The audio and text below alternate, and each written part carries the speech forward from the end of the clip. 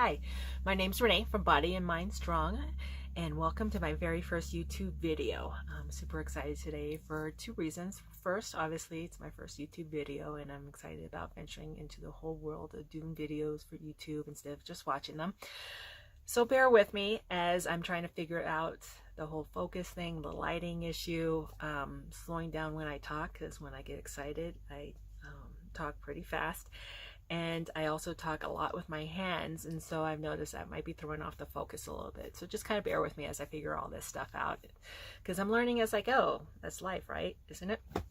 But number two, for the main reason I'm doing this video is that after several years of toying around with an idea, I finally decided to get out of my head and just go for it. I have signed up for my very first ultra race, which is going to be a 50K in Moab. So I'm super excited about it, and I'm trying not to freak out over it until race day. So I'm super excited. You should check it out. It's called Dead Horse, the Dead Horse Ultra. The pictures and that they have, the scenery, and some of the videos I've seen, I think it's going to be pretty cool. But for those who aren't familiar too much with the ultra running world, 50K is 31 miles. Now, there are some critics out there that claim that a 50K isn't a true ultra.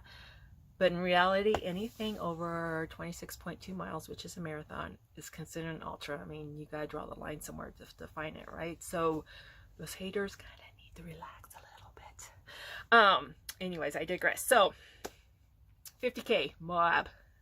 Cannot wait. It's gonna be in November. I'm super excited about it. But I wanted to do a series on it for a couple of reasons. One, you know, I love YouTube. When I'm trying to learn something about it, I try to watch as many videos as I can. Like when it comes to running, like rock climbing, living tiny, off-grid living, figure competitions, you know, anything. I try to watch as many channels as I can, not just from one person, because one person doesn't fit all, right, with their information. So it's good to get as much as you can and pull the information from all the different sites that works for you, that's going to work for you.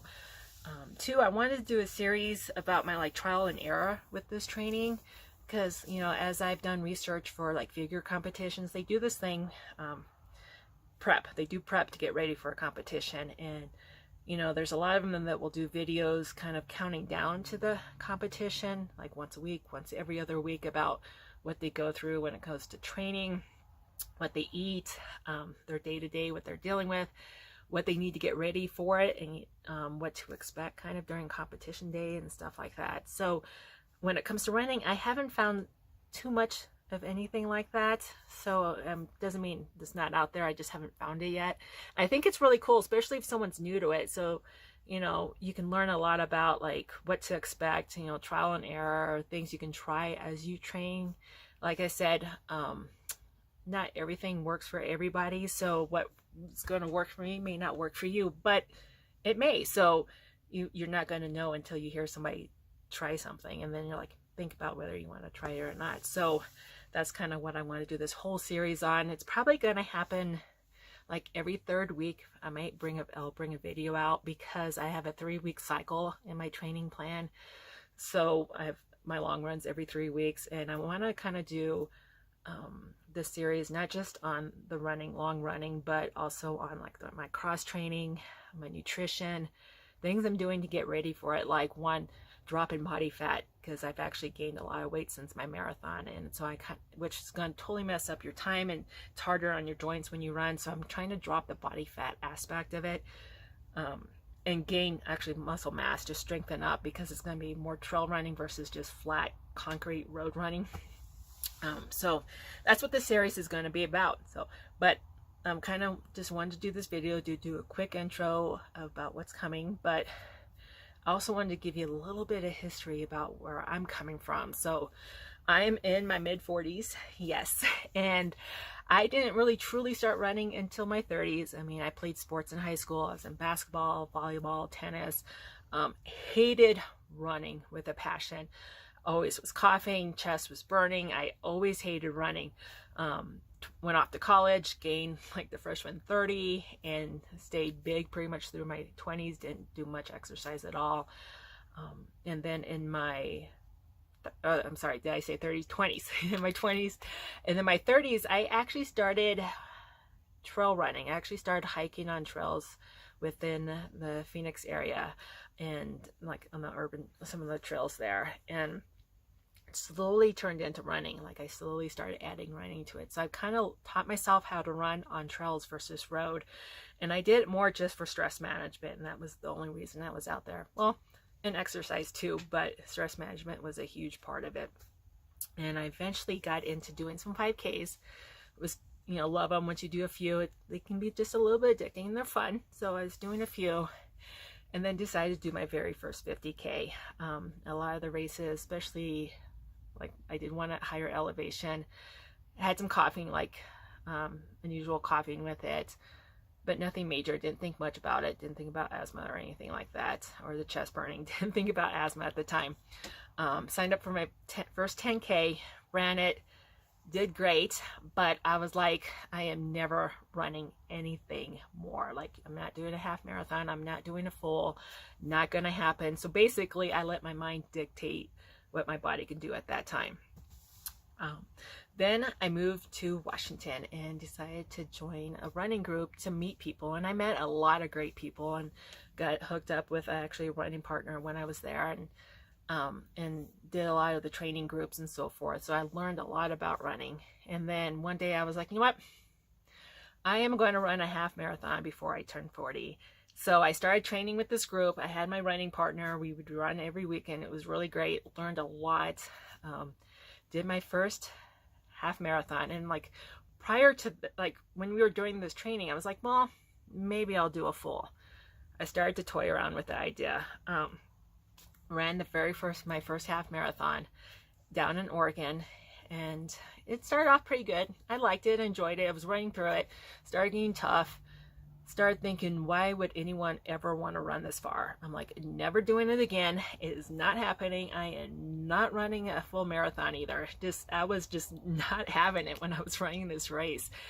And it was like the last 3 miles, I think in my head, I was doing a lot of cussing in my head the last 3 miles. So I was like, nope, not happening. I finished the race and had my very first asthma attack, which was really weird. It was odd for me because I used to do asthma education. So I knew a lot of the nuances for asthma, but I never really considered having that I had asthma. And then when I had that first asthma attack, all that information just went right out of my head. It was really crazy, but I had my attack. I got through it, got up, looked at my running partner and said, when are we going to start training for the full? So I just got addicted to it. And because, I was surrounded by a great bunch of people that they totally support you and they push you, and it's a positive environment. So we trained for it. Oh, sorry, it's focusing again. Okay, there it goes. We were training, and I did actually a couple more half marathons before my full marathon, but I signed up for it, and it was outside east of Seattle. It was a tunnel. What is it called? Light at the end of the tunnel. Totally awesome. If you guys are in Washington, you haven't done this race, it's a totally great race. You should check it out. You actually run through a tunnel for like 2.5 miles in the beginning. It's really cool. So check it out. But loved it. Got done. I think by then I was kind of a little bit burnt out, so I kind of stopped running as much, backed off, started gaining the weight, tried to run here and there, but just never really got into it, and toyed around with the 50K, and it just didn't do it. And then I moved to a higher elevation. So I'm living at actually 8,000 feet right now, and I work at 6,500 feet. So I started running again here, and it totally killed me. Training, I was like, what's going on? My asthma was going completely out of control because I had an inhaler before, but I didn't have to use it that much. Signed up for my first half marathon here, and it took an hour and a half longer to complete. It killed me mentally to the point that I broke up with running. I was like, nope, done, not happening. I literally cried for I think 10 minutes after this race because it was such a mind. It just totally was messed with my head. I went home that day and packed all my running gear. 3 days later, all that running gear came right back out. Because there's something about trail running, just being outside, it's just amazing. It just gets into your bones, and it's just kind of pretty awesome. So I have been working with a doctor with my asthma, so trying to get that under control. I'm getting better. I'm slowly dropping the weight, which is definitely helping with both aspects, the running and the asthma, so forth, and my heart breathing. So yeah, that's where I'm at today. Finally signed up for 50K. Super excited. Sorry, I keep looking down just to see what else I kind of want to go over with you guys, because I'm trying not to make these videos too long. But yeah, signed up for 50K, and it's amazing what happens when you don't let your mind get in the way of your goals or what you can achieve. So many people already set themselves up for failure because they're like, oh, I can't do that. So it's just kind of amazing. But so the series is really just I'm gonna try to break it down every 3 weeks, so stay tuned. My running partner, who's done a lot of ultras, who's working on completing his first 100-miler, is helping me out. So we got different aspects as well, not just from my point of view, but his, and he's kind of helping me out. So I'll put all that stuff in the videos. So stay tuned. And as I go along, if you guys have questions or want to know more information about running, definitely put them in the comments below. But definitely hit that subscribe button if you want to follow this and find out how the process goes, my progress goes, and the process of everything, and what's working for me. Because like I said, there's not one size fits all when it comes to anything, you know, especially running. Everybody's different.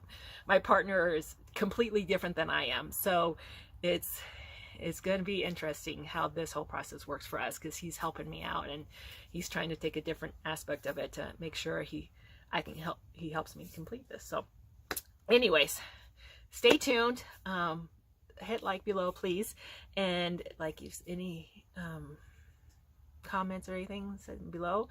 Otherwise, today, make sure you guys do at least one thing today that's going to get you closer to your goal, or at least one of your goals. All right, so have a great day. I'll see you guys later.